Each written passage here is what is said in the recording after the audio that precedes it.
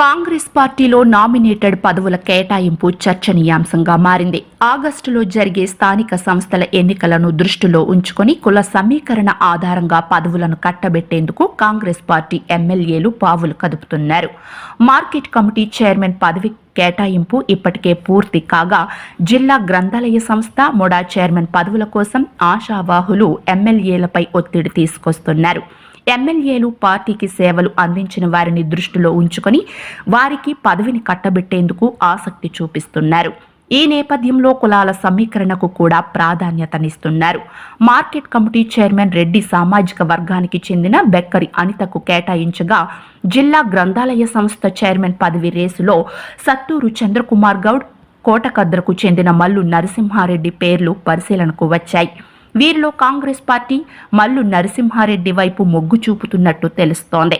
మాజీ మంత్రి ప్రధాన అనుచరుడు మాజీ గ్రంథాలయ సంస్థ చైర్మన్ రాజేశ్వర్ గౌడ్ ప్రాధాన్యాన్ని తగ్గించేందుకోసం నరసింహారెడ్డికి పదవి ఇవ్వాలని నిర్ణయించినట్టు తెలుస్తోంది.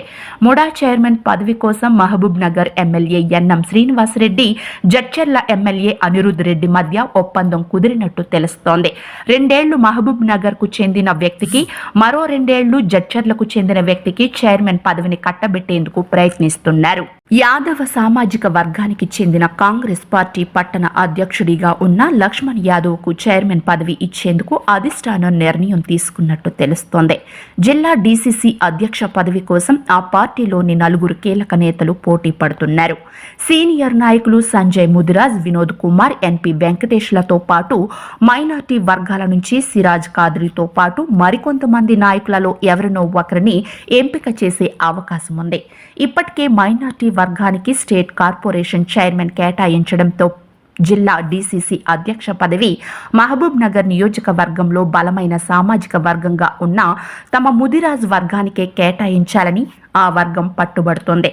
మరోవైపు దళిత సామాజిక వర్గం నుంచి ఏఐసీసీ కార్యదర్శి సంపత్ కుమార్ సోదరుడు సీనియర్ నాయకుడు వినోద్ కుమార్ సైతం పదవి కోసం ప్రయత్నాలు కొనసాగిస్తున్నారు. మొత్తం మీద పదవుల కేటాయింపు త్వరగా చేసి స్థానిక సంస్థల ఎన్నికలపై పట్టు నిలుపుకోవాలని కాంగ్రెస్ పార్టీ అధిష్టానం భావిస్తోంది. జిల్లా పరిధిలో మరియు నియోజకవర్గ పరిధిలో ప్రభుత్వ పరంగా వచ్చే నామినేటెడ్ పోస్టుల భర్తీ ప్రక్రియ మొదలైంది.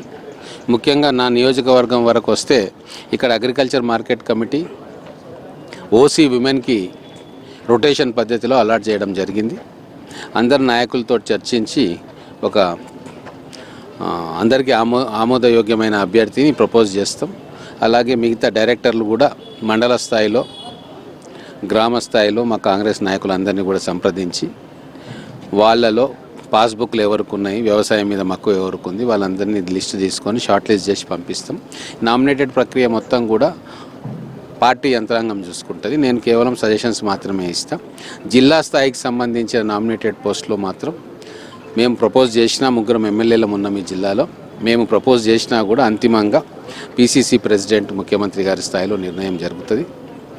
పార్టీకి కష్టపడ్డ కార్యకర్తలకు, నాయకులకు ఈ మొదటి దఫాలో నామినేటెడ్ పదవులు దక్కనున్నాయి. ఇది చాలా స్పష్టంగా మన పీసీసీ ప్రెసిడెంట్ గారైన గౌరవ ముఖ్యమంత్రి గారు చెప్పడం జరిగింది.